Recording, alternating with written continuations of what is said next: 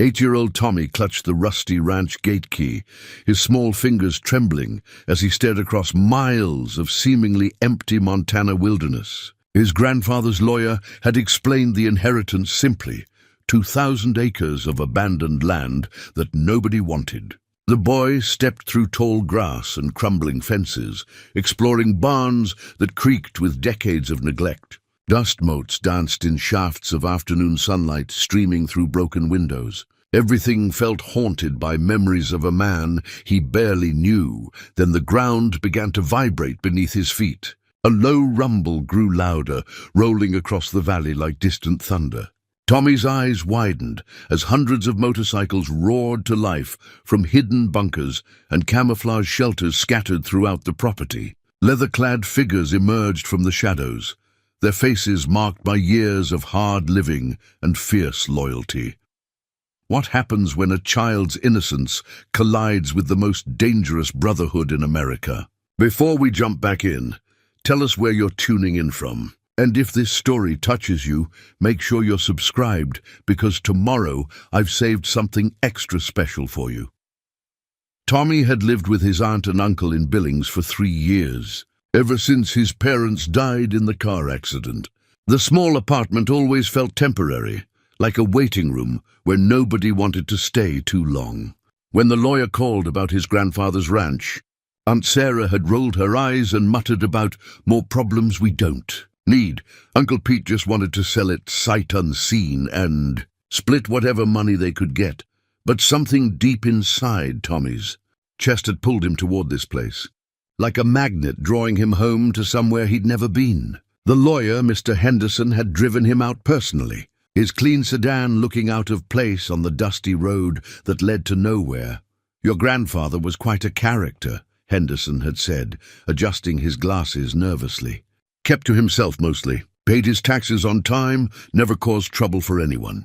But Tommy, this property, it's got some unusual arrangements. Legal things your grandfather set up that might seem strange to most folks." Now, standing alone in the vast silence after Henderson's car disappeared down the road, Tommy understood what the lawyer meant by unusual. The ranch stretched further than his 8-year-old eyes could see, rolling hills covered in golden grass that moved like ocean waves in the Montana wind. Weathered buildings dotted the landscape, barns and sheds that looked abandoned but somehow maintained, as if invisible hands still cared for them. Tommy pulled out the leather journal he'd found in his grandfather's desk, its pages yellowed with age and filled with careful handwriting. The entries went back decades, chronicling weather patterns, cattle movements, and strange references to the boys and their need for safe ground. One entry from 5 years ago caught his attention. "Tommy's parents gone now. The boy will need us someday, just like we needed this place. The sanctuary must continue." The afternoon sun beat down as Tommy explored the main barn. Inside, he discovered it wasn't abandoned at all. Motorcycles lined the walls, dozens of them, each one gleaming with care and attention. Harley-Davidsons mostly, their chrome reflecting the light streaming through dusty windows. Tool benches held organized equipment, oil stains marked the concrete floor, and the smell of gasoline and leather hung heavy in the air.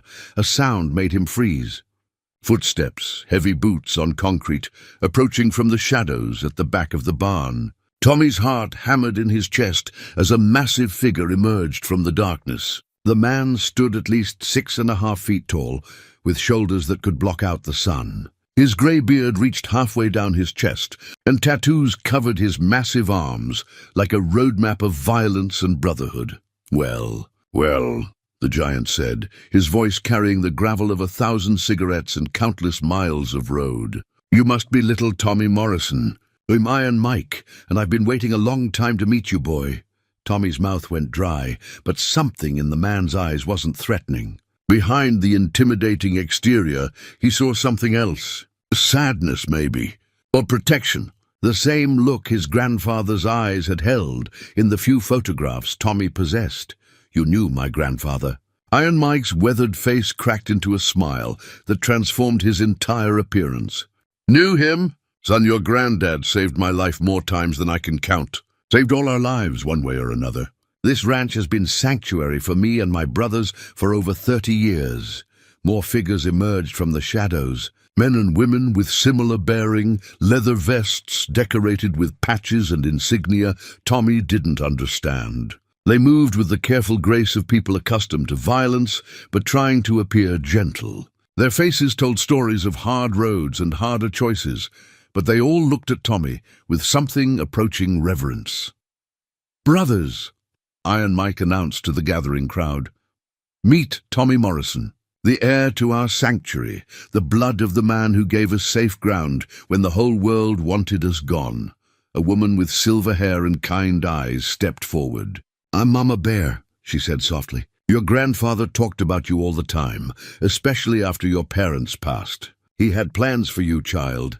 Big plans." Tommy looked around at the gathering faces, counting at least 50 people in just this one barn. His grandfather's journal mentioned 2,000. Where were the rest? And what did they mean by sanctuary? "I don't understand," Tommy said, his young voice barely above a whisper. Iron Mike knelt down to Tommy's eye level, his massive frame somehow becoming less intimidating. "Son, your grandfather gave us something most folks never get in this world. He gave us a place to belong, a place where the past doesn't matter and family means everything. Now that gift belongs to you." 3 black SUVs roared up the dirt road Tuesday morning, their government plates glinting in the Montana sun. Tommy watched from the barn window as men in expensive suits climbed out, followed by his Aunt Sarah and Uncle Pete. Behind them came more vehicles, sheriff's deputies, and what looked like federal agents, all converging on the ranch like buzzards circling carrion. Tommy's stomach twisted into knots. He'd been living at the ranch for only 5 days, but already it felt more like home than anywhere he'd ever been.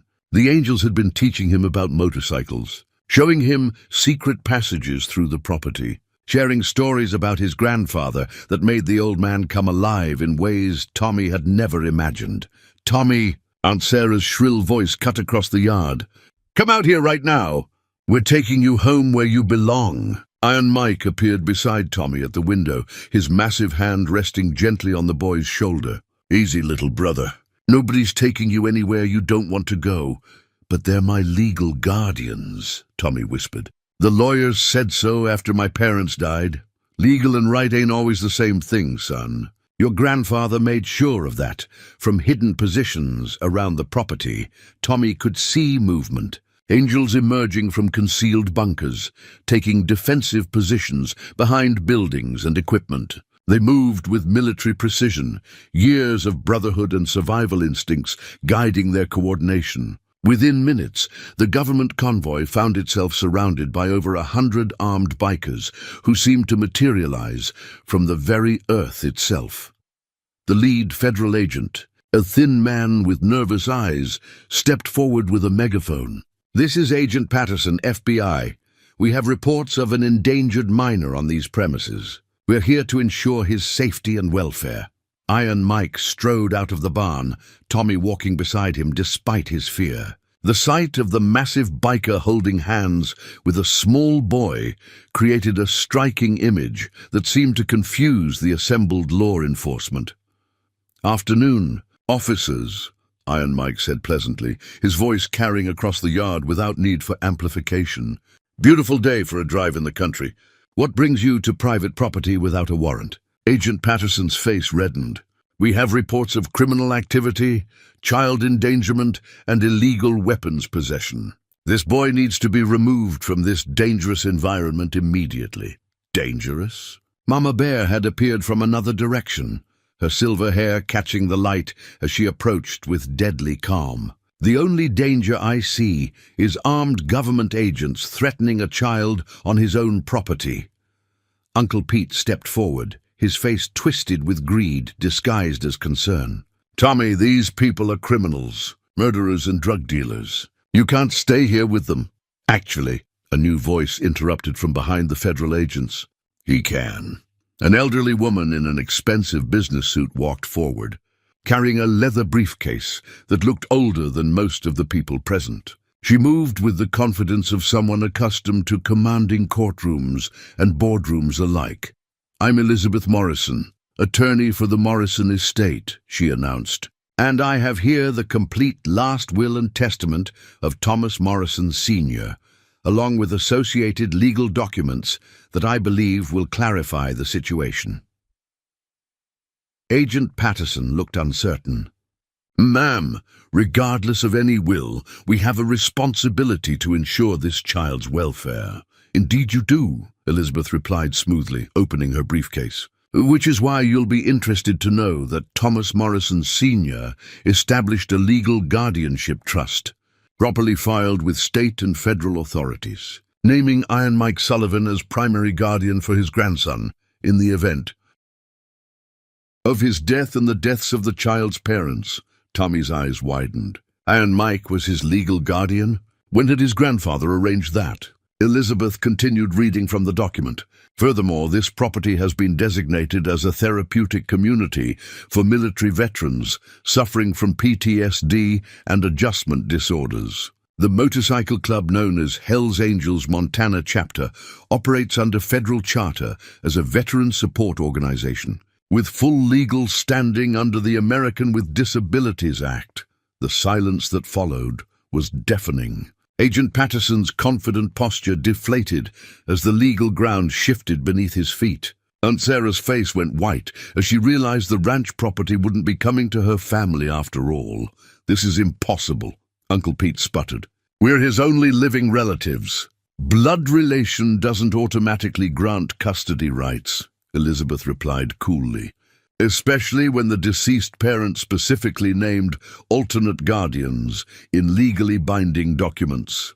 Iron Mike squeezed Tommy's hand gently. "Your grandfather was a smart man, little brother. He knew exactly what he was doing. The leather-bound charter document lay open on the kitchen table, its pages yellowed with age and respect. Iron Mike traced the words with his finger as he explained their meaning to Tommy, who sat cross-legged on the chair beside him, absorbing every word like a sponge. "This here's our Constitution, little brother. Every Hell's Angel lives by these rules, from the newest prospect to the oldest member. Your grandfather understood what this meant to us." Tommy studied the elaborate script and official seals. The document spoke of brotherhood, loyalty, and protection of family above all else. But it also outlined strict codes of honor that seemed more like ancient warrior traditions than modern criminal organization rules. "What's a prospect?" Tommy asked, pointing to one of the terms he didn't understand. Savage, the club's sergeant-at-arms, looked up from cleaning his motorcycle in the corner of the barn they'd converted into a meeting space. "A prospect is someone who wants to join the Brotherhood but hasn't earned his patch yet. Takes time to prove you're worthy of wearing our colors. How long did it take you?" Savage's scarred face cracked into a rare smile. 3 years of proving I'd put the club before everything else. Before money, before comfort, before my own safety. Brotherhood ain't something you buy, son. It's something you earn with blood, sweat, and absolute loyalty." Over the following weeks, Tommy learned the intricate hierarchy of the club. President Bone made the final decisions, his word carrying the weight of law within their community. Road Captain Iron Mike planned all rides and maintained discipline. Savage enforced the rules and protected the Brotherhood from internal and external threats. Mama Bear, despite having no official title, commanded respect from everyone as the club's conscience and caretaker. But Tommy also discovered the Angels weren't the violent criminals the outside world believed them to be. Many were veterans who'd returned from wars to find a society that didn't understand them. Others were men and women who'd been abandoned by traditional family structures and found belonging in the Brotherhood's fierce loyalty. "Your grandfather served in Vietnam," Iron Mike explained one evening as they worked on Tommy's first motorcycle. A small dirt bike Iron Mike was rebuilding for him. Came home to protesters calling him a baby killer, government that forgot about him the minute he stepped off the plane. He understood what it meant to be cast out by the very people you'd sacrificed to protect. Tommy watched Iron Mike's massive hands work with surprising delicacy on the motorcycle's engine. "Is that why he let you stay here?" "Partly, but it was more than that. Your grandfather saw something in us that most folks missed. He saw men and women trying to build something honorable in a world that had given up on honor. The education continued daily. Tommy learned to read the subtle signals the angels used to communicate without words. A slight nod meant approval. A raised fist meant attention. Certain hand positions indicated potential danger or the need for immediate response. They were preparing him not just to live among them, but to understand their world completely. Mama Bear taught him about the women of the Brotherhood, dispelling myths about their subservient roles. The old ladies aren't property, child. We're partners, equal voices in decisions that affect our family. Your grandfather made sure our charter reflected that reality, even when other chapters held different views. The most important lesson came from studying the charter's core principle, absolute loyalty to family. But Tommy learned that family meant more than blood relations. Family meant the people who stood beside you when the world turned hostile, who shared their last dollar when you were broke, who risked their lives to protect yours without question or expectation of reward. We've got brothers in prison right now, Bone explained during one of their evening talks, serving time for things they may or may not have done, but they went to prison rather than betray another member. That's what loyalty means in our world.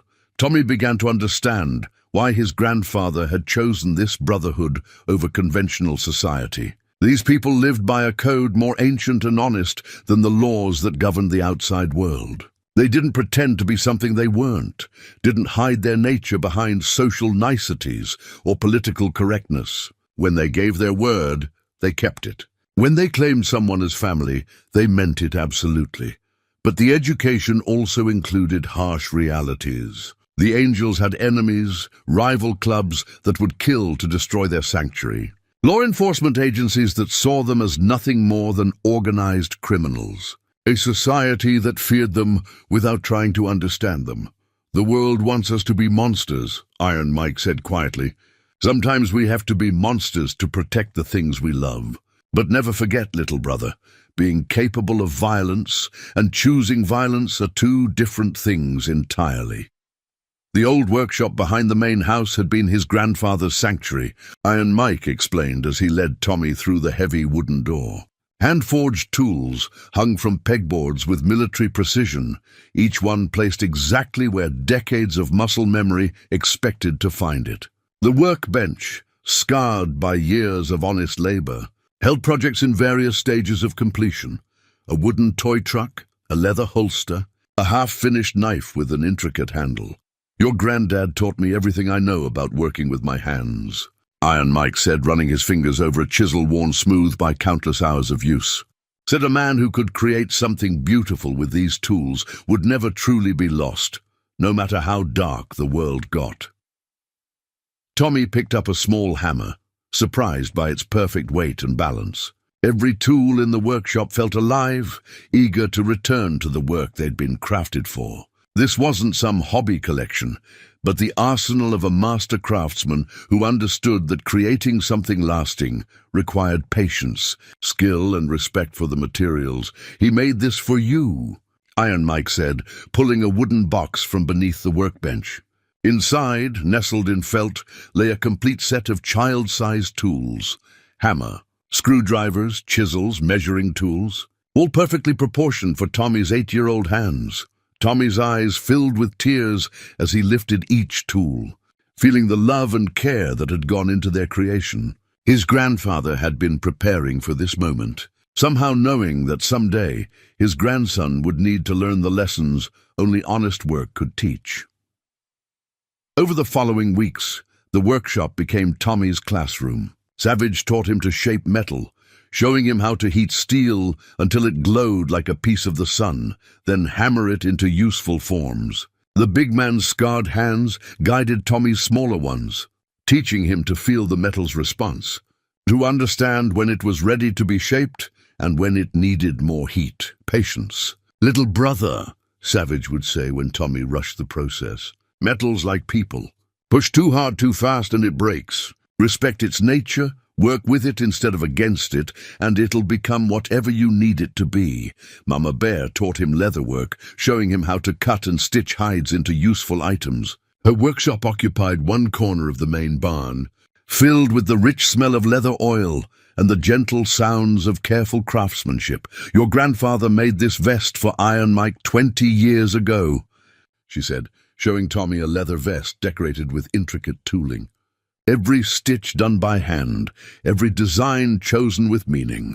"See this eagle? That's for the freedom Iron Mike found when he joined the Brotherhood. This mountain? That's for the strength he discovered in himself."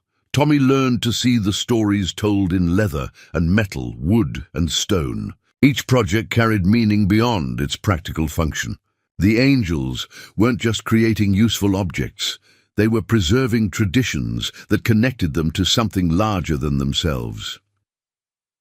The workshop also revealed the Brotherhood's hidden charitable work. In the back room, Tommy discovered shelves filled with handmade toys, furniture and household items. Mama Bear explained their annual toy drive, where angels spent months crafting gifts for children whose families couldn't afford Christmas presents.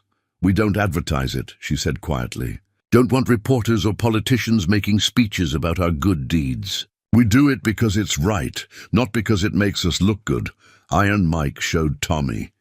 The communication systems hidden throughout the workshop.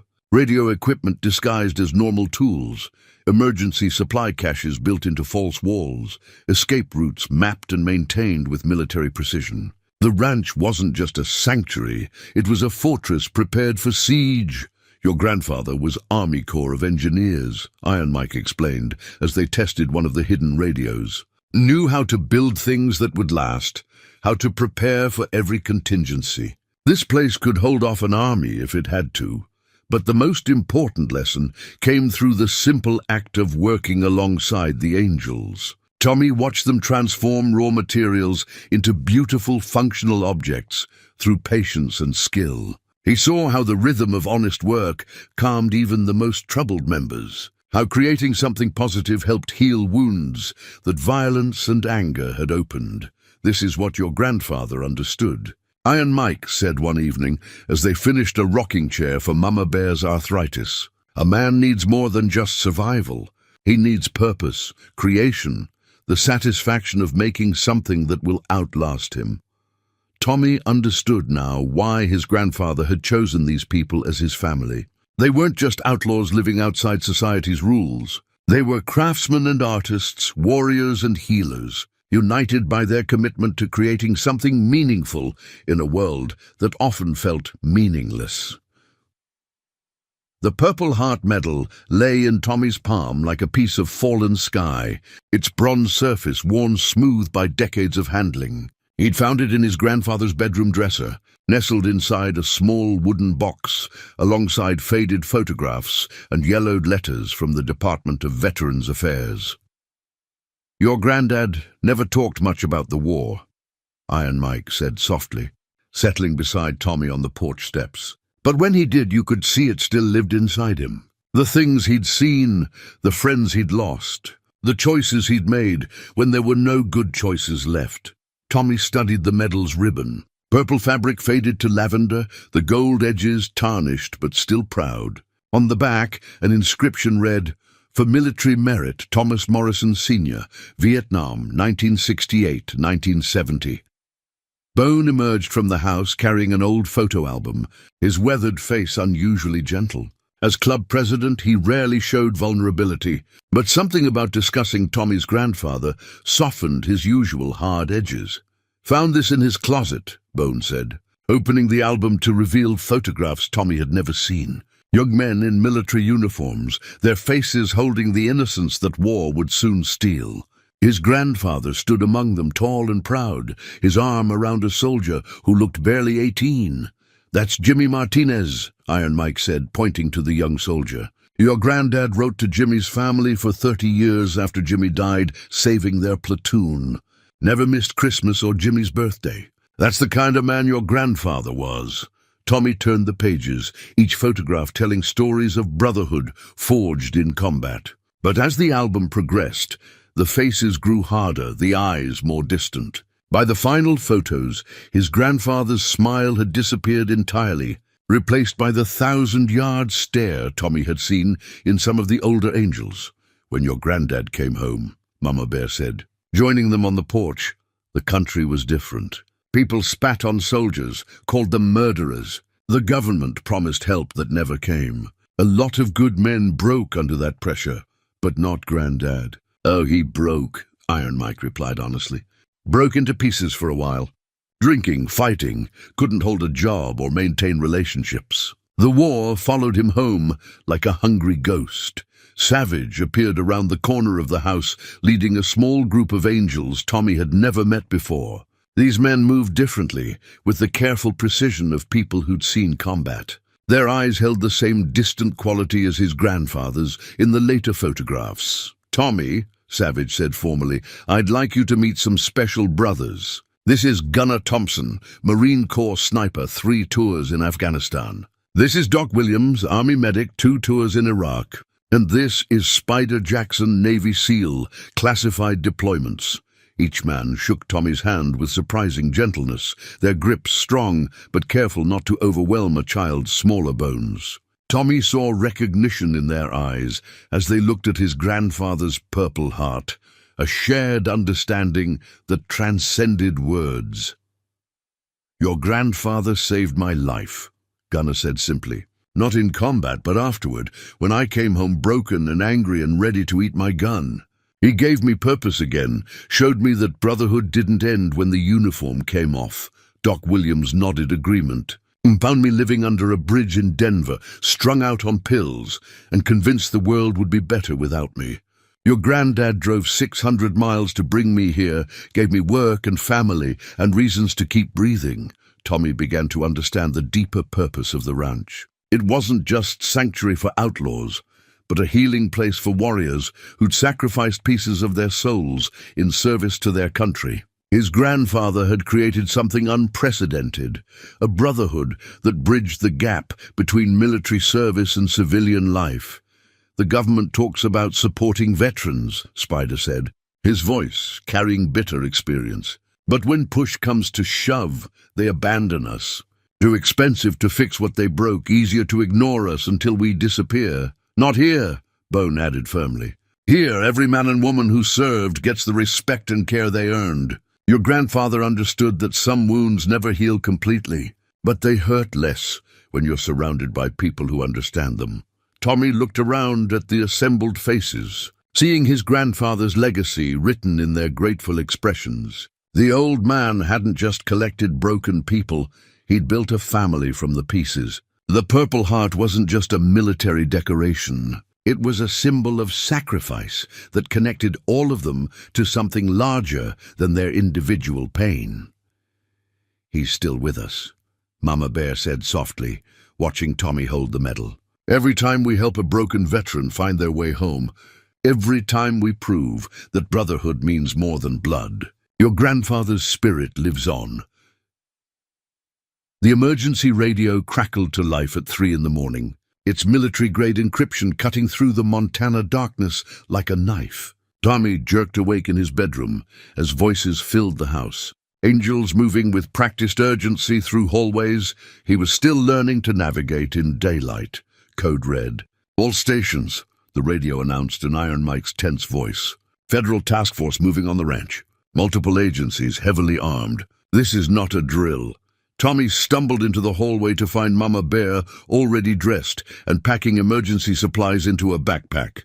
Her usual gentle demeanor had transformed into something harder, more focused, like a mother bear preparing to defend her cubs. "Get dressed, quickly," she said, without looking up. "Dark clothes, boots, grab your grandfather's journal, and anything else you can't leave behind." Through his bedroom window, Tommy could see headlights in the distance, still miles away but approaching fast. The radio continued its urgent chatter as angels throughout the property responded to the emergency call. Hidden bunkers revealed themselves as camouflaged doors opened and armed figures emerged into the night. "Bone to all units," the president's voice cut through the radio traffic. "Defensive positions only. Nobody fires unless fired upon. The boy's safety is priority 1. Tommy dressed quickly, his hands shaking as he pulled on the leather jacket Iron Mike had given him.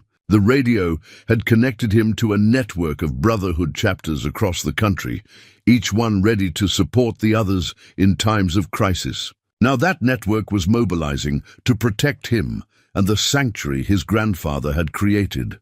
In the main room, he found Iron Mike studying tactical maps while speaking rapidly into the radio's microphone. "Seattle chapter, we need you to contact your federal liaison. Find out what agency is leading this operation and what their objectives are. Portland chapter, activate your legal team and have them ready to respond." The radio responses came from dozens of voices across multiple states. Brothers in California, Nevada, Oregon, all connected by the same emergency frequency, all committed to protecting their Montana sanctuary. Tommy realized the network his grandfather had helped build extended far beyond the ranch's boundaries. "Tommy," Iron Mike said, spotting him in the doorway. "Come here, little brother. I need you to understand what's happening." Tommy approached the radio setup, amazed by its complexity. Multiple frequencies, encrypted channels, backup power systems, all hidden within what appeared to be a normal ranch house. His grandfather had built more than just a sanctuary. He'd created the communications hub for an entire underground network. "The feds got word about you being here," Iron Mike explained, adjusting the radio's settings. "Someone's been feeding them information, trying to make it look like we're endangering you. They're coming with enough firepower to level the place, but the legal documents..." Elizabeth said everything was legitimate, legal, and what the government does when it wants something are two different things, son. Sometimes they make up their own rules as they go along. Savage burst through the front door, his face grim with urgency. "Roadblocks on all the main routes. They're not planning to take prisoners this time. Someone wants this place shut down permanently."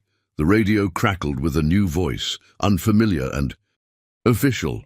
"This is Agent Richardson, FBI. We have the ranch surrounded. Send out the miner immediately and prepare for federal inspection of the premises." Iron Mike keyed the microphone. "This is Iron Mike Sullivan, legal guardian of Thomas Morrison III. We are on private property with full legal documentation. State your warrant and probable cause." "We don't need warrants for child welfare investigations." "Mr. Sullivan, the boy comes with us now, or we come in and get him." Tommy's stomach clenched with fear, but also with something else, anger. These people were threatening his family, his home, everything his grandfather had built to help broken people find healing. They wanted to destroy the sanctuary because they didn't understand it, because it represented something outside their control. "I'm not going," Tommy said quietly, then louder into the radio microphone. "My name is Thomas Morrison III, and this is my property. You have no right to be here." The radio fell silent for a moment before Agent Richardson's voice returned, harder now. "Son, you're 8 years old. You don't get to make that decision." "Maybe not," Tommy replied, his young voice steady despite his fear. "But my legal guardian does, and he says I'm staying home." The radio erupted with responses from chapters across the country, brothers offering support, legal teams mobilizing, resources flowing toward Montana like a tide of brotherhood solidarity. The small leather patch lay in Bones' weathered hands like a sacred relic, its colors vibrant against the pre-dawn darkness of the ranch house. Tommy had seen similar patches on the angels' vests, but this one was different. Smaller, designed specifically for him. "In all my years as president," Bones said solemnly, "I've never awarded prospect colors to someone your age. Hell, most chapters won't even consider someone under 18. But these ain't normal circumstances." Tommy stared at the patch, a miniature version of the Hells Angels' death head, surrounded by text reading Montana and Prospect. Below it, a smaller patch simply said Little Brother. Iron Mike had worked on it for weeks in secret, hence stitching every detail with the kind of care usually reserved for full members. "What does this mean?" Tommy asked, though he suspected he already knew. "Means you've proven yourself," Savage said from his position by the window, where he watched the federal perimeter through night vision binoculars. "Means when you told them feds you weren't leaving, you weren't just talking like a scared kid. You were talking like family. The radio continued its urgent chatter as chapters across the country mobilized resources. Legal teams were driving through the night toward Montana. Friendly politicians were being awakened with phone calls. Media contacts were being activated to ensure the raid received proper coverage. The Brotherhood's network was responding like a living organism, protecting one of its vital organs. Mama Bear approached, carrying Tommy's leather jacket, the one Iron Mike had given him weeks earlier.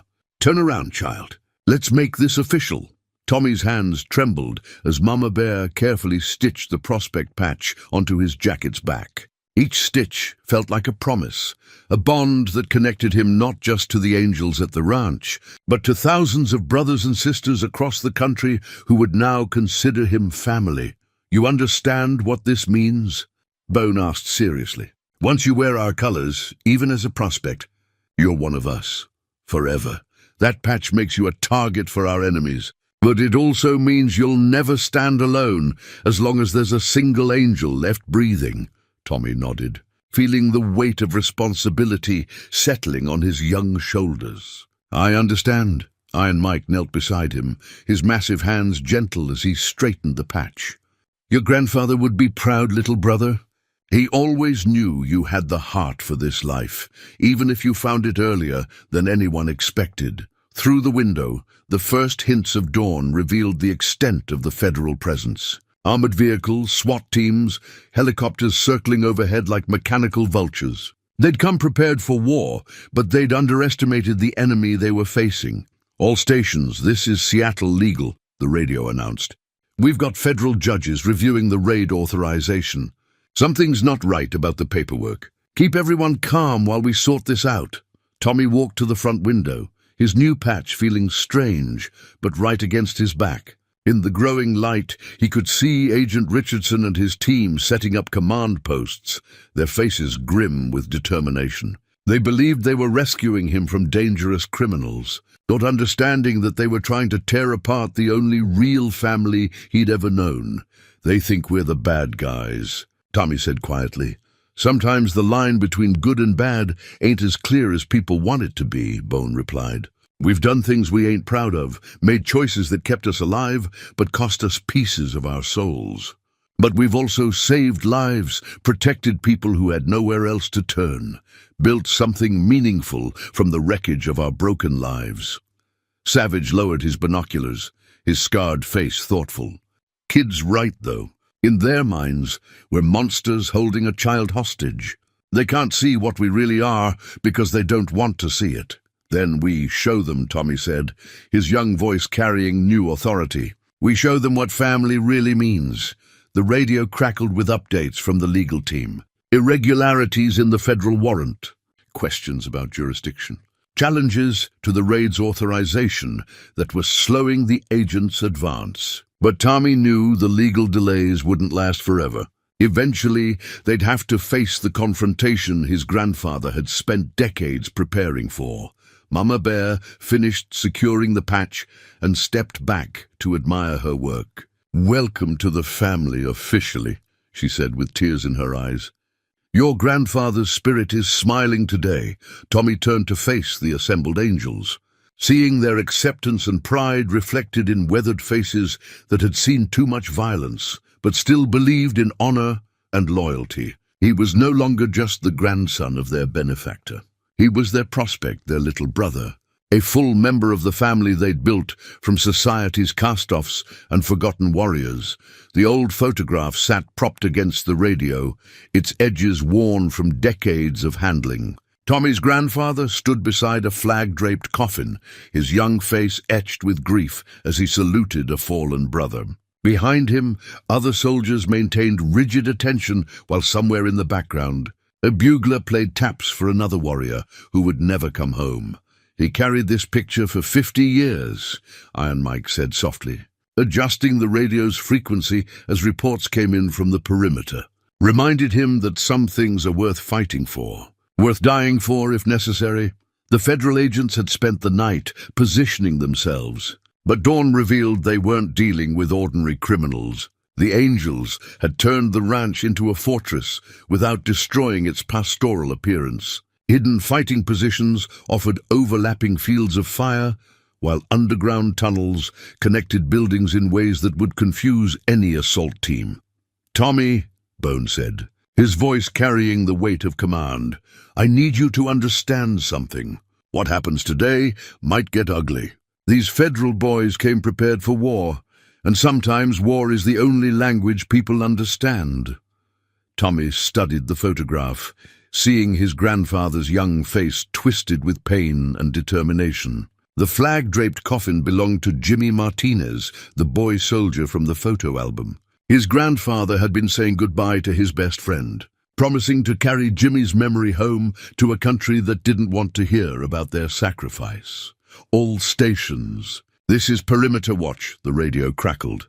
"Federal commander approaching under white flag. Single vehicle, 2 occupants. Iron Mike keyed the microphone.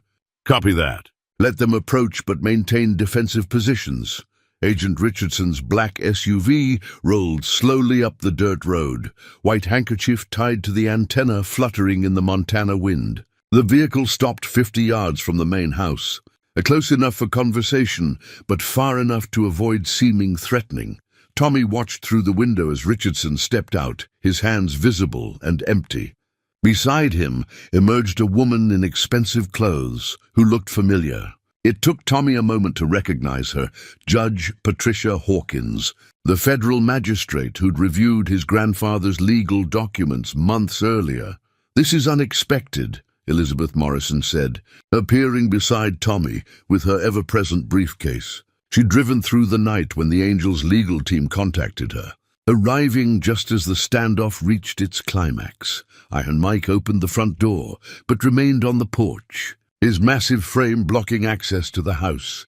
"Agent Richardson, Judge Hawkins, this is private property, and you're not welcome here." "Mr. Sullivan," Judge Hawkins replied, her voice carrying judicial authority, "I've spent the night reviewing the federal warrant for this raid. There are serious irregularities in the authorization process." Agent Richardson's face flushed red. "Your Honor, we have credible reports of child endangerment and criminal activity. The welfare of the minor supersedes any property rights concerns." "Actually," Elizabeth interrupted, stepping onto the porch beside Iron Mike, "it doesn't. I have here updated custody documentation filed with 3 separate courts, confirming Mr. Sullivan's legal guardianship and the ranch's status as a therapeutic community for veterans." Tommy felt his heart hammering against his chest as the legal battle played out on his front porch. Everything his grandfather had built, everything the Angels represented, hung in the balance of words and documents and interpretations of law. "The boy needs to speak for himself," Judge Hawkins said firmly. "Tommy, will you join us?" Tommy walked onto the porch, his new prospect patch feeling like armor against the morning chill. He stood between Iron Mike and Elizabeth, his chosen family flanking him as he faced the federal agents who wanted to tear his world apart. "Tommy," Agent Richardson said, his voice gentler now, "these people have convinced you they're your family, but they're criminals. We can take you somewhere safe, somewhere normal, where you can have a regular childhood." Tommy looked at the photograph in his hand, then at the federal agents, then at the Angels who'd risked everything to protect him. "Agent Richardson, do you know what my grandfather did in Vietnam? I know he served his country. He saved people, soldiers who were broken and scared and didn't think they'd ever make it home. That's what these people do too. They save people that nobody else wants to save." Judge Hawkins studied Tommy carefully. "Are you being threatened or coerced in any way?" "No, ma'am. I'm being loved. For the first time in my life, I'm part of a real family that would die before they'd let anyone hurt me." The radio behind them continued its chatter as brothers across the country waited for news. The morning sun climbed higher, revealing the full extent of the federal presence and the quiet determination of the Angels who refused to surrender their sanctuary. Tommy held up his grandfather's photograph for everyone to see. "This is what honor looks like. This is what sacrifice means. And these people understand that better than anyone." The small black motorcycle helmet sat on the kitchen table like a promise fulfilled. its glossy surface reflecting the afternoon sunlight streaming through windows that had witnessed so much change in recent months. Tommy ran his fingers over the custom paint job Iron Mike had applied, flames that seemed to dance across the helmet's curve, surrounding a small death head with wings that matched his prospect patch. First rule of riding, Iron Mike said, lifting the helmet with ceremonial care is protecting what's most important. Your brain's the only one you get, little brother. Take care of it, and it'll take care of you for the rest of your life. The federal agents had departed 2 hours earlier, their convoy disappearing down the dusty road like a bad dream fading in daylight. Judge Hawkins had spent an hour touring the ranch, speaking privately with angels about their stories, their service records, their reasons for choosing this unconventional family. Her final ruling had been swift and decisive. Tommy Morrison III would remain with his legal guardian on property that legally belonged to him. The helmet's too big now, Mama Bear observed, studying Tommy's small head swimming inside the protective gear. But you'll grow into it. Your grandfather always said, the best gifts are the ones you have to grow into. Outside, the angels were celebrating in their own way. Not with wild parties or reckless behavior, but with quiet satisfaction and renewed purpose. They'd successfully defended their sanctuary, proven that brotherhood could triumph over bureaucracy, and gained a new member whose courage had impressed even the most hardened veterans among them. Savage approached carrying a small motorcycle, its engine purring with mechanical precision. The bike was a perfect miniature of the Harleys the angels rode. Scaled down for Tommy's size, but built with the same attention to detail and quality that characterized everything his grandfather had created. Your granddad started building this the day you were born, Savage said, his scarred face showing rare emotion. Took him 8 years to finish it, working a little bit each winter when the snow made outdoor projects impossible. He always knew you'd need it someday. Tommy walked around the motorcycle, amazed by its beauty and craftsmanship. Every component had been carefully chosen and perfectly fitted. The leather seat bore his initials tooled into the hide. The gas tank displayed a custom paint job that matched his helmet, flames dancing around the Morrison family crest his grandfather had designed decades earlier. "It's beautiful," Tommy whispered, afraid that speaking too loudly might somehow make the gift disappear. Iron Mike knelt beside the motorcycle, pointing out features that only another rider would appreciate. "See this engine? Your granddad built it from scratch, machined every part in his workshop. It'll run forever if you take care of it properly. And this suspension, designed specifically for Montana terrain, so you can ride anywhere on the ranch without worrying about damage," Bone emerged from the house carrying a leather jacket identical to the angel's colors but sized for Tommy. The death head patch dominated the back, surrounded by Montana and Hell's Angels rockers that proclaimed his membership to the world. But instead of member or full patch, his jacket read Little Brother, a designation that carried its own special honor within the Brotherhood. Prospects usually don't get their own colors, Bone explained as he helped Tommy into the jacket. But then again, prospects usually don't face down federal agents and win. "You've earned this, son. Every stitch represents blood, sweat, and absolute loyalty to family." Tommy looked at himself in the reflection of his motorcycle's chrome, seeing a transformation he barely recognized. 3 months ago, he'd been a lost orphan living with relatives who saw him as a burden. Now he wore the colors of one of America's most legendary brotherhoods, protected by warriors who'd claimed him as family. "The outside world's going to see these colors and make assumptions," Mama Bear warned gently. "They'll think you're a dangerous criminal, someone to be feared. You need to understand that wearing our patch comes with responsibilities and consequences." "I understand," Tommy replied, and he did. The patch didn't just represent belonging, it represented a code of honor that demanded more from its bearers than conventional society ever would. Loyalty above all, protection of family, honor among brothers. These weren't just words, they were commandments that governed every aspect of angel life. Iron Mike started the motorcycle's engine, its sound like controlled thunder rolling across the ranch. "Ready for your first ride, little brother?" Tommy pulled on his helmet, feeling its weight settle comfortably on his shoulders. Through the visor, he could see the ranch stretching before him. 2,000 acres of sanctuary, where broken people came to heal, and where family meant more than blood relations. He climbed onto the motorcycle, his small hands gripping the handlebars with confidence his grandfather had somehow known he would possess. Behind him, dozens of angels started their own engines, the combined sound announcing to the world that the Brotherhood had gained its youngest and perhaps most courageous member. The convoy rolled out across the ranch, Tommy in the lead, his prospect patch fluttering in the wind like a banner of belonging. The old compass sat heavy in Tommy's palm, its brass surface green with age and worn smooth by decades of his grandfather's handling. Iron Mike had found it in the workshop's hidden compartment, wrapped in oiled cloth alongside maps marked with routes that connected sanctuaries across the western United States. "Your granddad used this to navigate more than just terrain," Iron Mike explained as they sat on the porch in the gathering dusk. "He used it to find direction when everything else seemed lost. To remember that true north ain't always the same as magnetic north." 2 weeks had passed since the federal raid, and life at the ranch had settled into new rhythms. Tommy attended school via correspondence courses, his education guided by angels who possessed knowledge that no traditional classroom could provide. Doc Williams taught him field medicine.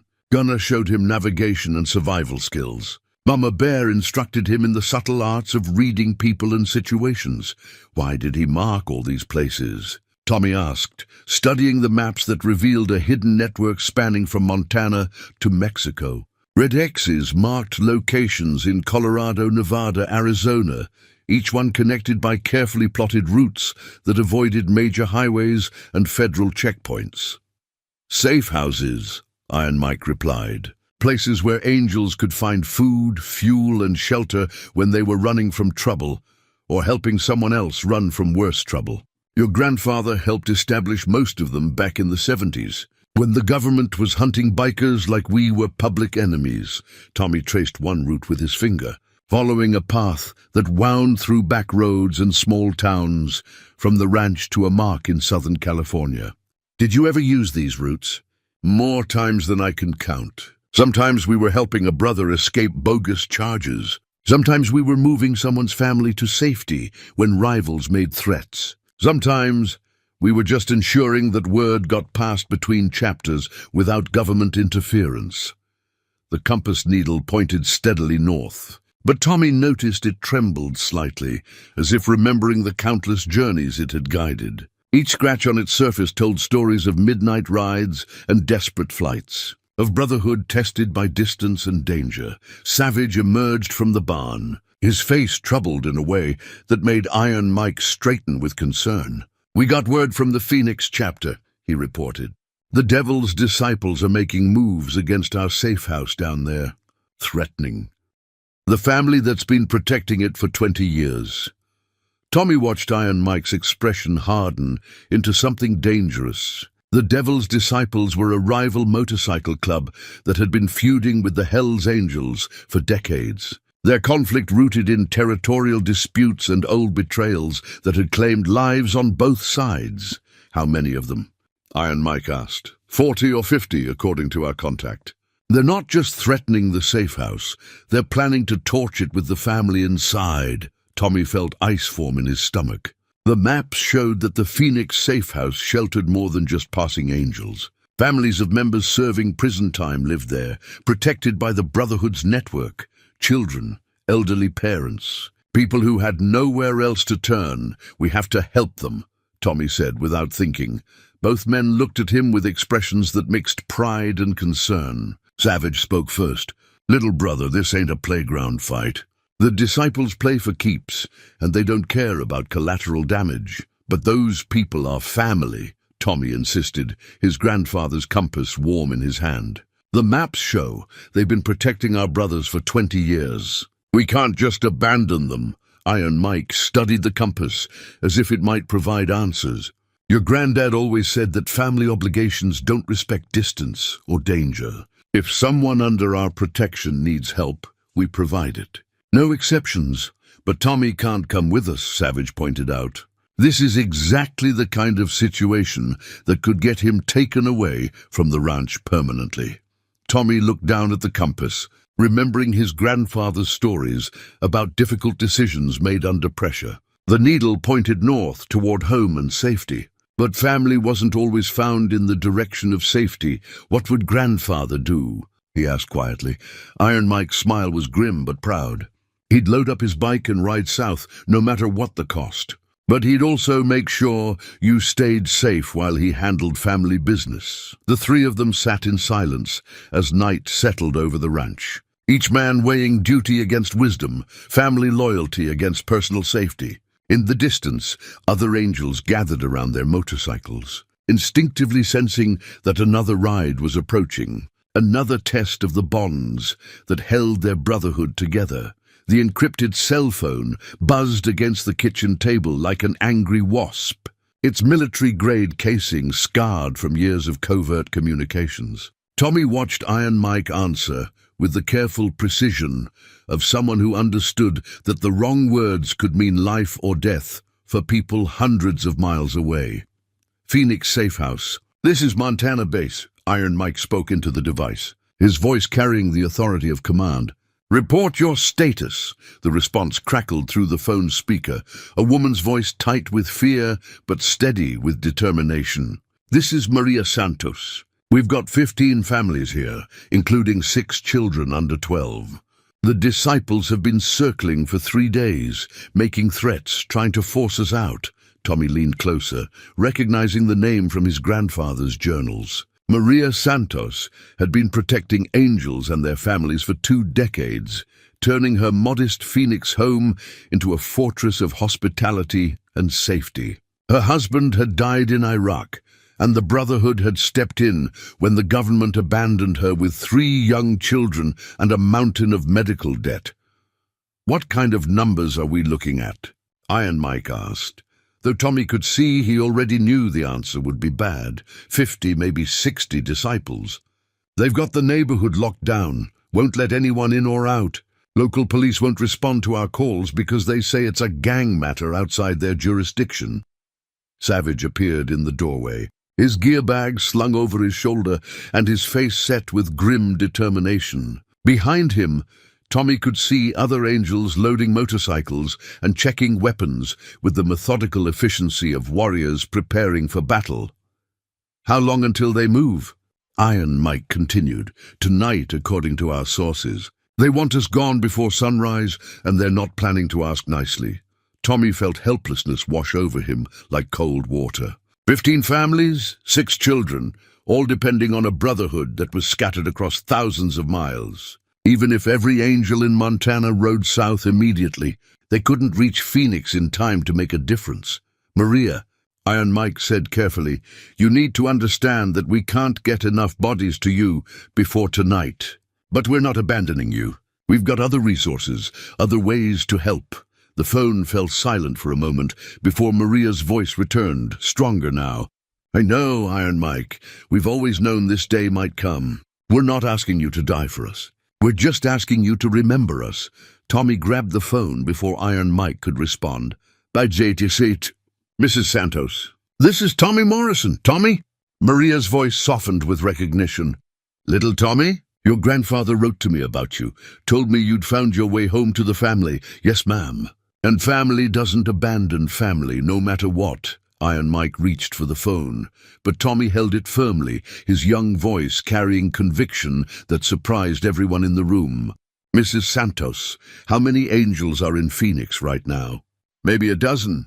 Not nearly enough to face the disciples. What about prospects? Hang-arounds? People who owe favors to the Brotherhood? There was a pause as Maria considered the question. Maybe another 20 or 30, but they're not fighters. They're mechanics, bartenders, people who help us when they can, but aren't part of the life. Tommy looked at the encrypted phone, understanding now why his grandfather had invested in such sophisticated communication equipment. Mrs. Santos, patch me through to every angel, prospect, and friend of the Brotherhood in Arizona. All of them. Right now, Iron Mike stared at Tommy with growing amazement as the boy began coordinating a defense using resources none of the adults had considered. Within minutes, the phone was buzzing with connections as word spread through Phoenix's underground network like wildfire. "This is Tommy Morrison," he announced to the growing conference call. "Thomas Morrison Sr.'s grandson. I'm calling in every favor, every debt, every promise of mutual aid ever made to our family." Voices began responding from across the Phoenix metropolitan area. Mechanics who serviced Angel motorcycles, bar owners who provided safe meeting places, lawyers who handled Brotherhood legal problems, truck drivers who moved supplies without asking questions. A hidden army of people who owed their livelihoods or their safety to the Hells Angels network.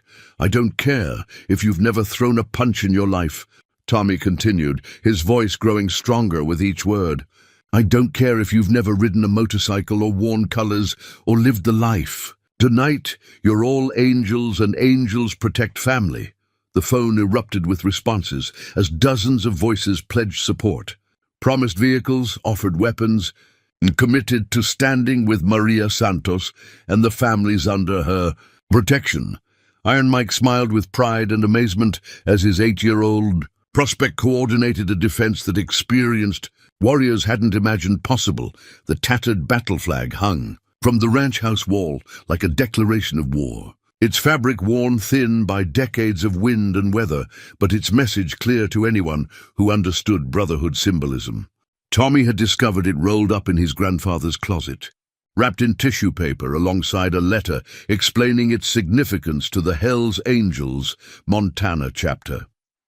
"This flag flew over every major ride your grandfather organized," Bone explained as he carefully unfolded the banner. "Sturgis rallies, funeral processions, charity runs, and yes, times when we had to defend ourselves or our own. It's been blessed by military chaplains, blessed by outlaw priests, and blessed by the blood of brothers who died carrying it." The flag bore the classic Hells Angels death head, but this version was unique, surrounded by the names of fallen brothers, their dates of service, and small symbols representing their sacrifices. Tommy counted over 40 names, men who had died in motorcycle accidents, combat deployments, prison fights, and confrontations with rival clubs. "We're taking it to Phoenix," Iron Mike announced, his voice carrying the weight of ritual and tradition. "When that flag flies, every angel knows that Brotherhood business is being conducted. Sacred business." Tommy studied the names on the flag, recognizing some from stories the older angels had shared. Jimmy Martinez was there, his grandfather's Vietnam buddy. So was Road Dog Willie, who died protecting a prospect from rival club members. Each name represented a life given for the Brotherhood's principles. "Why haven't you flown it since grandfather died?" Tommy asked. Savage looked up from packing ammunition into motorcycle saddlebags. "Because your grandfather was the last member with the authority to deploy it. The flag doesn't fly for ordinary business, only for matters that affect the entire Brotherhood's survival. And Phoenix qualifies." "Phoenix more than qualifies," Bone replied grimly. "If we let the disciples destroy one of our safe houses, every sanctuary in the network becomes vulnerable. This is about more than 15 families. This is about the foundation of everything we've built." The encrypted phone continued buzzing with updates from Arizona. Tommy's coordinated defense was taking shape as dozens of Brotherhood allies converged on the Phoenix safe house. Mechanics arrived with welding equipment to reinforce windows. Truckers brought concrete barriers. Off-duty security guards contributed body armor and tactical radios. "Little brother," Iron Mike said, kneeling beside Tommy, "I need you to understand something. When we ride out with that flag, some of us might not come back. Brotherhood business sometimes demands the ultimate sacrifice."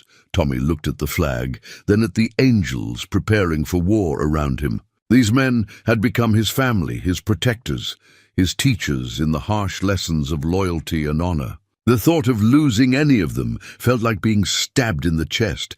"Can I come with you?" "Absolutely not," Mama Bear said firmly from the doorway. "Your job is to stay here and coordinate communications. The Phoenix operation depends on someone they trust, maintaining contact with all the moving pieces." Tommy wanted to argue, but he understood the logic. His grandfather's communication equipment could reach allies across multiple states, coordinating support and calling for backup if the Phoenix situation deteriorated beyond saving. Bone folded the battle flag with ceremonial care, each crease precise and meaningful. "This flag has flown over Brotherhood business for 30 years. Tonight it flies for you, Tommy, for the family you've chosen and the family that's chosen you." The sound of motorcycle engines filled the ranch yard as angels prepared to depart. Tommy walked outside to see them forming up in military formation, their leather cuts gleaming in the afternoon sun. Iron Mike carried the folded flag in his saddlebags like a sacred relic. "How many are going?" Tommy asked. 20 from here," Savage replied, checking his weapon one final time.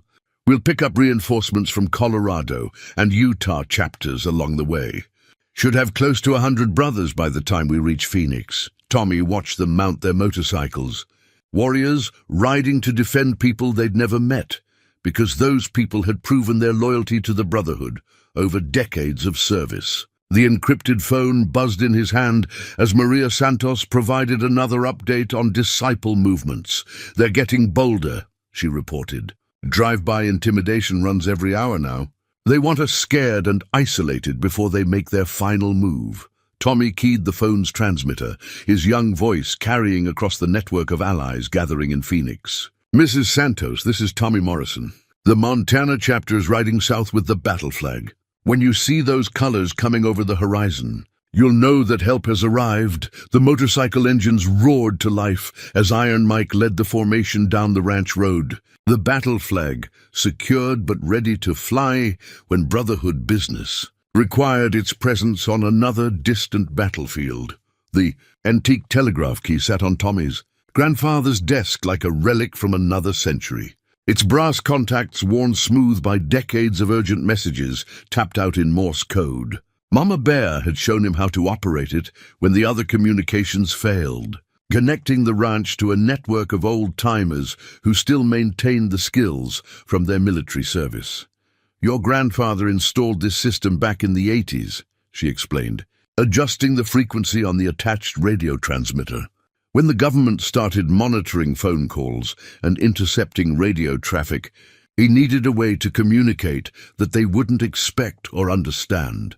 Tommy's fingers trembled on the key as he practiced the dots and dashes that spelled out emergency codes. 3 hours had passed since Iron Mike's convoy departed for Phoenix, and the silence from the road was becoming oppressive. The encrypted phone provided updates from the safe house, but no word from the Montana chapter as they raced south, through back roads and mountain passes. ...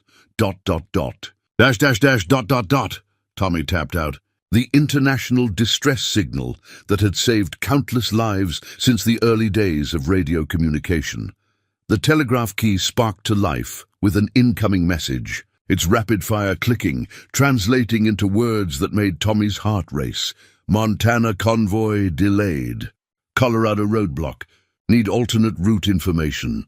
Tommy grabbed his grandfather's maps, spreading them across the desk while maintaining contact through the telegraph key. His grandfather had marked dozens of alternate routes, back roads that avoided federal highways and state police checkpoints. Information that could save the convoy hours of delay. "Stand by for route data," Tommy tapped back, then began transmitting a complex series of coordinates and landmarks that would guide Iron Mike's team around the roadblock and back toward their mission.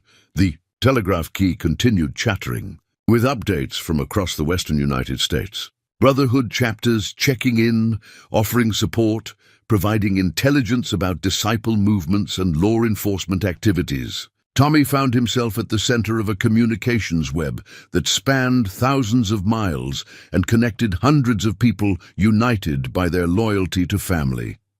Phoenix Safe House reports. "Disciple movement," came another message. "Approximately 60 hostiles forming up for final assault. Estimated attack time, 2200 hours. Tommy checked the clock. 7:30 p.m. Iron Mike's convoy was still hours away from Phoenix, even using the alternate routes. Whatever defense the local allies had organized would have to hold without Brotherhood reinforcement. He keyed the transmitter connected to his grandfather's emergency frequency, broadcasting on a channel that reached every Angel and ally within 500 miles. "This is Montana base calling all stations. Phoenix safe house under imminent attack. All available units converge on coordinates transmitted earlier." This is not a drill. The responses came flooding back through multiple communication systems. Motorcycle clubs from Las Vegas pledging support, truckers changing routes to provide blocking positions, off-duty police officers offering intelligence about disciple preparations. Tommy's grandfather had built more than a network. He'd created a family that stretched across state lines and professional boundaries. The telegraph key erupted with urgent clicking. Phoenix local reports. Disciples moving into position. 15 families secured in reinforced safe room. Defense perimeter established. Request immediate air support if available. Tommy's mind raced through possibilities his grandfather had taught him to consider. Air support meant helicopters, and helicopters meant connections with military veterans who'd maintained their flight certifications after leaving service. He grabbed the phone and began dialing numbers from his grandfather's classified contact list. "Colonel Patterson," Tommy said when the gruff voice answered. "This is Tommy Morrison, Thomas Morrison Sr.'s grandson. I need a favor that could save 15 families tonight." The conversation was brief but decisive. Within minutes, Tommy had arranged for 3 military surplus helicopters to converge on Phoenix. Their veteran pilots motivated by loyalty to a brotherhood that had protected them when their own government had forgotten their service. The telegraph key continued its urgent chatter as reports flowed in from the battlefield developing around the Phoenix safe house. Local allies had established defensive positions using vehicles and construction equipment. The disciples were probing for weaknesses, testing the perimeter before launching their main assault. Montana convoy reports position 20 miles north of Phoenix, came the message Tommy had been waiting for. ETA 30 minutes. Battle flag ready for deployment. Tommy keyed his response with steady fingers, despite the fear coursing through his young body. Copy Montana convoy. Phoenix defense holding. Local allies in position. Air support inbound. Your grandfather's network stands ready. The antique telegraph key fell silent for a moment, then clicked out a final message that brought tears to Tommy's eyes. Thomas Morrison Sr. would be proud. Brotherhood forever. Through the ranch house windows, Tommy could see the Montana sunset painting the sky in colors that reminded him of his grandfather's battle flag. Somewhere to the south, the people he'd claimed as family were riding toward danger to protect other family members they'd never met. The telegraph key sat ready for the next urgent message that would coordinate the defense of everything his grandfather had built. The worn leather wallet lay open on the kitchen table, its contents spilled across the surface like pieces of a life lived with purpose. Tommy had found it in his grandfather's dresser while searching for emergency contact numbers. And now he understood why the old man had carried these particular items through decades of travel and danger. Inside the wallet, alongside faded dollar bills and expired credit cards, lay photographs of people Tommy was just beginning to recognize. Maria Santos as a young mother, holding her infant son outside a military base. Iron Mike in his army dress uniform, barely recognizable without his beard and tattoos. Doc Williams receiving a medal for battlefield medicine in Iraq. Each photograph told a story of connection that preceded the Brotherhood and explained its foundation. "Your grandfather collected people," Mama Bear observed, studying the photographs over Tommy's shoulder. "Not like trophies, but like family. Every person in that wallet represents someone he helped, someone he saved, someone who mattered enough to carry their picture for 30 years. The encrypted phone buzzed with an urgent update from Phoenix. The battle had begun in earnest, with disciple forces launching coordinated attacks on 3 sides of the safe house perimeter. Local allies were holding their positions, but ammunition was running low and casualties were mounting. Montana. "Convoy, report status," Tommy transmitted through the telegraph key, his grandfather's communication systems working in coordination to manage the crisis developing hundreds of miles away. "5 minutes out," came Iron Mike's response. "We can see the gunfire from here. Phoenix defense is holding, but they won't last much longer without reinforcement." Tommy picked up one of the photographs from his grandfather's wallet, a group shot of angels standing beside their motorcycles, their faces young and eager despite the hard roads they'd already traveled. In the center stood his grandfather, not yet the legendary figure Tommy had heard described, but still recognizably the man who would spend decades building a network of protection and loyalty. "Mama Bear," Tommy said quietly. "Why did grandfather carry pictures of all these people instead of just addresses or phone numbers?" "Because addresses change, phone numbers get disconnected, but faces remind you why the work matters. Every time your grandfather opened that wallet, he saw the people counting on him to keep the network strong." The sound of helicopters approaching interrupted their conversation. Through the ranch house windows, Tommy could see 3 military surplus aircraft settling onto the makeshift landing zone the Angels had cleared months earlier. The pilots, all veterans connected to his grandfather's network, had made record time from their bases across the region. Phoenix air support incoming. Tommy transmitted to Iron Mike. "ETA, 2 minutes. Coordinates transmitted earlier remain valid."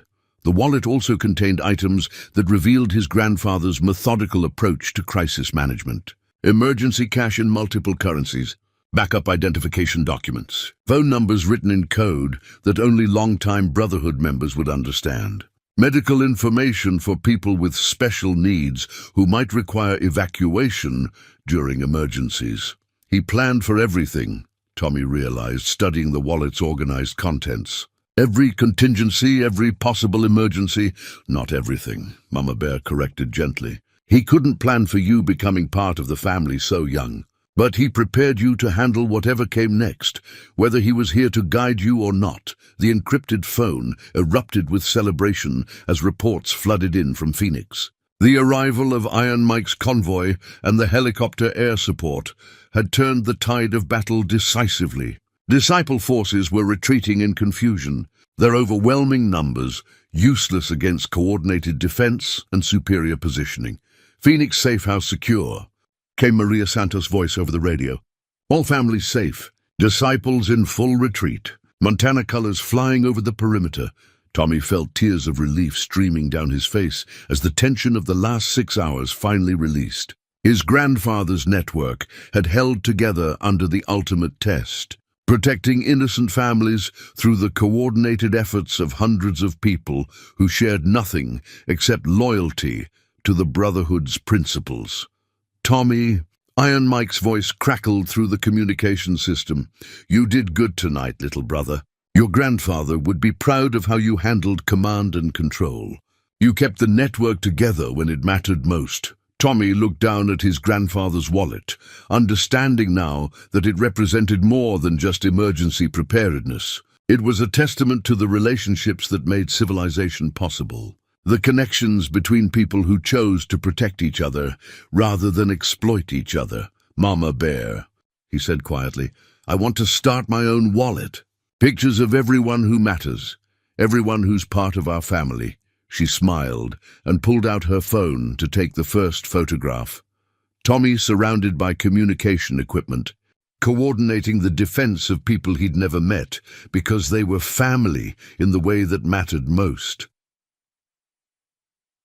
The silver medallion caught the morning light as Tommy lifted it from his grandfather's jewelry box, its weight surprising for such a small object. Engraved on one side was the Hells Angels' death head, but the other side bore an inscription he'd never seen before: "Protector of the Lost, Thomas Morrison Sr., 1975-2023. Your grandfather received that from the National Angels Council," Bone explained. "Having returned from Phoenix with stories of victory and brotherhood tested under fire." Only 7 men in the organization's history have earned the Protector Medallion. It's given to members who sacrifice everything for the Brotherhood without thought of personal gain. Tommy turned the medallion over in his hands, feeling the craftsmanship that had gone into its creation.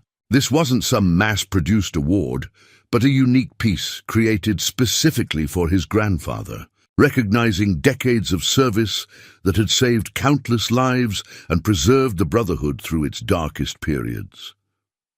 What did he do to earn it? Tommy asked, though he suspected the answer would reveal depths of his grandfather's character he was only beginning to understand.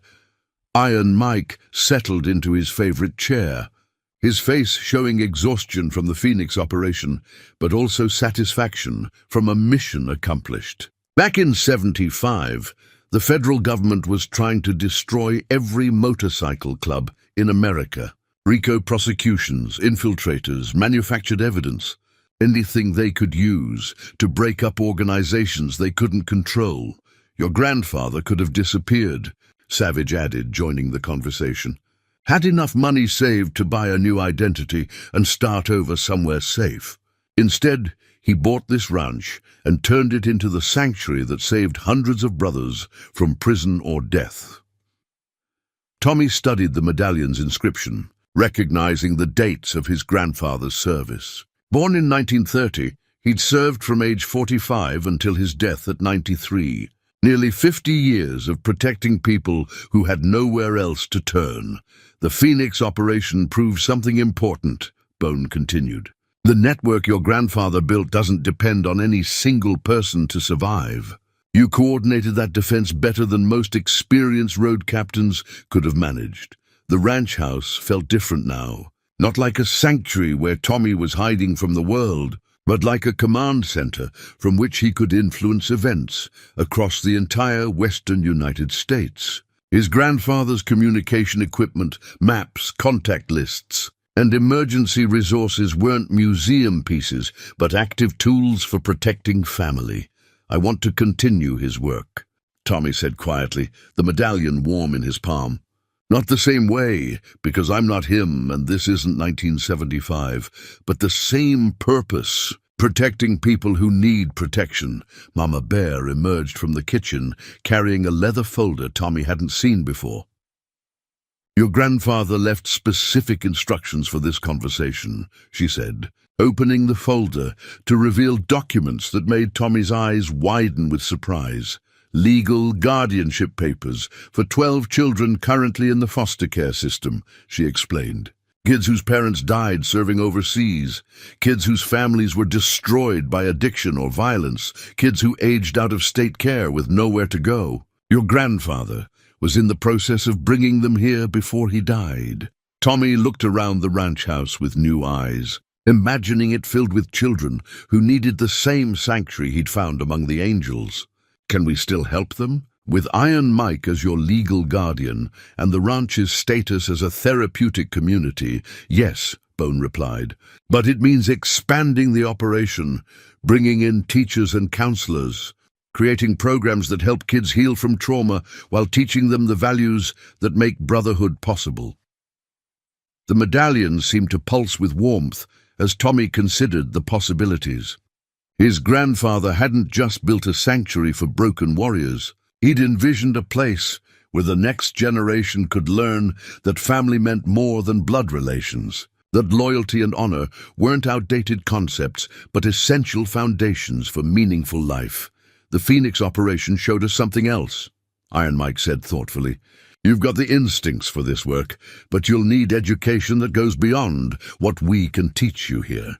Strategy, communications, logistics, legal systems, psychology. If you're going to protect people in the modern world, you need modern skills. Tommy nodded, understanding that his grandfather's medallion represented not just past achievement, but future responsibility.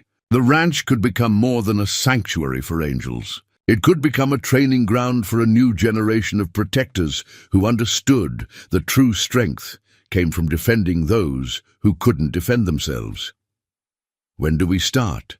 He asked, his young voice carrying determination that reminded everyone present of the man who'd earned the silver medallion through 5 decades of selfless service. Bones smiled with pride and anticipation. "We start tomorrow, little brother. We start with the first child who needs what we can provide." The leather-bound appointment book lay open on Tommy's desk, its pages filled with his grandfather's careful handwriting, documenting years of meetings, rides, and commitments to people who needed help. Unlike a typical calendar, this book tracked human emergencies, court dates for brothers facing unjust prosecution, medical appointments for veterans struggling with PTSD, family visits for children separated from incarcerated parents.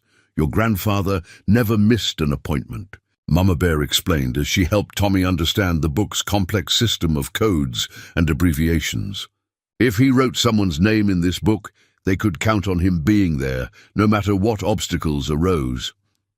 Tommy studied the entries for the current week, amazed by the scope of his grandfather's commitments. Monday, visit Maria's youngest son in juvenile detention. Tuesday, testimony at congressional hearing on veteran benefits. Wednesday, motorcycle escort for fallen brother's funeral. Thursday, legal consultation for family facing deportation. Friday, pickup truck delivery to single mother with no transportation. How did he manage all of this? Tommy asked, calculating that some days required driving hundreds of miles between appointments. Iron Mike looked up from servicing his motorcycle in the corner of the room. He didn't manage it alone. Your grandfather understood that leadership means organizing other people to help, not trying to do everything yourself. Every appointment in that book represents a network of people working together. The encrypted phone buzzed with an incoming call from Seattle. Tommy had learned to recognize the different ringtones his grandfather had programmed for various emergency levels. This was code yellow, urgent but not life-threatening.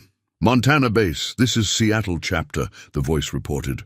"We've got a situation developing with one of our foster families. 15-year-old girl named Sarah, parents killed in Afghanistan, been bouncing between placements for 3 years. Current foster family wants her out because she's too rebellious for their taste." Tommy flipped through the appointment book, finding entries that showed his grandfather had been working on Sarah's case for months. What kind of rebellious? "She fixes motorcycles without permission, keeps running away to visit her biological uncle in prison, refuses to participate in their church activities. Classic case of a kid who doesn't fit into conventional family structures but might thrive in ours." Tommy looked at Iron Mike, who nodded slowly. They discussed expanding the ranch's mission to include older children who were aging out of traditional foster care. Kids who needed the kind of unconventional family structure the angels provided. "How soon can you bring her here?" Tommy asked, making his first independent decision as the ranch's new coordinator. Road trip would take 2 days. "She's got a court hearing scheduled for next week, where they'll probably transfer her to a group home facility. This might be her last chance for a real family placement." Tommy picked up his grandfather's pen and made his first entry in the appointment book. Sarah Mitchell, arrival Tuesday, family interview. Wednesday, enrollment in ranch program. Pending compatibility assessment. Mama Bear smiled with approval as she watched Tommy take ownership of his grandfather's mission. "You're learning fast, child. But remember, every name you write in that book represents a commitment that might last years or decades. This isn't charity work, it's family building." The appointment book revealed other patterns Tommy was beginning to recognize. His grandfather had maintained relationships with people long after their immediate crises passed. Annual birthday calls to former foster children who'd grown up and moved away. Christmas visits to elderly brothers in nursing homes. Graduation attendance for kids who'd earned college degrees with scholarship help from the Brotherhood. "Sarah's uncle is Danny Mitchell," Iron Mike said, consulting his own records. "Good brother, served 2 tours in Afghanistan before getting railroaded on drug charges. He's been writing to your grandfather about his niece for years, trying to ensure she didn't get lost in the system." Tommy made additional notes in the appointment book. Planning Sarah's integration into the ranch community. She'd need her own space, but also connection to the larger family. Education that respected her mechanical interests. Role models who understood that rebellion against unjust authority was often a sign of character rather than defiance. "What if she doesn't fit in here either?" Tommy asked, voicing the fear that accompanied every new responsibility. "Then we adapt," Bone replied simply. "Your grandfather's book is full of kids who took time to find their place in our family. Some needed months, some needed years, but nobody got abandoned just because they were difficult." Tommy closed the appointment book, understanding that each page represented his grandfather's legacy of never giving up on people whom others had written off as hopeless. Tomorrow he would make his first entry in continuing that legacy, offering sanctuary to a 15-year-old girl who'd lost her parents to war and her faith in conventional families to a system that valued compliance over character. The book sat on his desk like a roadmap for the future, its pages ready to document the next chapter in the ranch's mission of protecting the lost and building family from the pieces society discarded. The golden locket rested in Tommy's palm like a promise kept across generations, its delicate chain catching the afternoon sunlight streaming through the ranch house windows. Inside, two tiny photographs faced each other, his grandmother as a young bride and his grandfather in his army dress uniform, their faces bright with the hope that had carried them through 53 years of marriage. "Your grandmother gave this to your grandfather the day he shipped out to Vietnam," Mama Bear explained, her voice soft with reverence for a love story that had become legend among the angels. "He carried it through 2 tours of combat, through the hard years when he came home broken, through building this sanctuary, and through every crisis until the day he died." Tommy opened and closed the locket, marveling at the mechanism that had protected these precious images for over half a century. The photograph showed his grandparents as he'd never seen them, young, optimistic, certain that love could overcome any obstacle the world placed in their path. "She died 5 years before I came here," Tommy said, studying his grandmother's face for features he might have inherited. "I never got to meet her." "She's here," Iron Mike said quietly from his position by the window, where he watched Sarah work on her motorcycle in the yard below. "Every act of kindness on this ranch, every moment when we choose love over fear, your grandmother's spirit lives on." 3 months had passed since Sarah's arrival, and the ranch had transformed in ways Tommy couldn't have imagined. The 15-year-old girl had brought energy and purpose that reminded everyone why his grandfather's mission mattered. Her mechanical skills impressed even Savage, and her fierce loyalty to family had earned respect from angels who'd initially questioned bringing another child into their dangerous world. "She's been asking about the locket," Mama Bear mentioned casually. "Sarah notices everything, especially things that matter to people she cares about." Tommy watched through the window as Sarah taught 2 younger foster children how to properly maintain motorcycle chains. The ranch now housed 6 children, ranging in age from 8 to 17, each one carrying scars from families that had failed them, but finding healing in the unconventional structure the angels provided. "Your grandfather always said the locket represented the power of chosen love over biological accident," Iron Mike continued. "Your grandmother chose to love a broken soldier who came home from war, barely recognizing himself. That choice created everything that followed. The locket's inscription, worn nearly smooth by decades of handling, was barely visible, but Tommy had memorized it. Always yours, whatever comes. Words that had sustained his grandfather through combat, imprisonment, loss, and the countless crises that tested his commitment to protecting others. "I want to give it to Sarah," Tommy said suddenly, surprising himself with the decision. "Not permanently, but to borrow while she needs it. She's facing her own war right now, trying to trust that this family won't abandon her like all the others did." Mama Bear smiled with understanding. "Your grandfather would approve." The locket was never about possession. It was about passing along the promise that love endures. That evening, Tommy found Sarah in the workshop, bent over a motorcycle engine with the focused intensity that characterized everything she approached. The dark hair fell across her face as she worked, and he could see the concentration that had impressed his grandfather enough to include her in the ranch's expanding mission. "Sarah," he said quietly, not wanting to startle her, "I have something that belonged to my grandfather. Something I think you should carry for a while." She looked up, her eyes wary with the caution of someone who'd learned not to trust gifts that might disappear without warning. "What kind of something?" Tommy opened his hand to reveal the locket, its golden surface glowing in the workshop's lamplight. "It's a reminder that some promises last forever, even when everything else feels temporary." Sarah wiped her hands on a shop rag before accepting the locket, her fingers tracing its delicate engravings with surprising gentleness. "Why are you giving this to me?" "Because my grandmother understood something about choosing family over biology. Because you're learning the same lesson, and sometimes it helps to carry proof that love can survive anything." Sarah opened the locket, studying the young faces that gazed back at her across decades of shared experience. They look happy. They were. Not because life was easy, but because they chose each other every day. Even when choosing was hard, Sarah fastened the locket around her neck, tucking it beneath her shirt, where it would rest close to her heart. "I've never had anything this valuable." "Now you do," Tommy replied simply. "And when you're ready to pass it along to someone else who needs to remember that promises can be kept, you'll know." Outside, the Montana sunset painted the sky in colors that reminded Tommy of his grandfather's battle flag. The ranch hummed with the sounds of family. Children laughing, angels sharing stories, motorcycles being maintained with loving care. The locket would continue its journey, carrying the promise of enduring love to whoever needed its reminder most.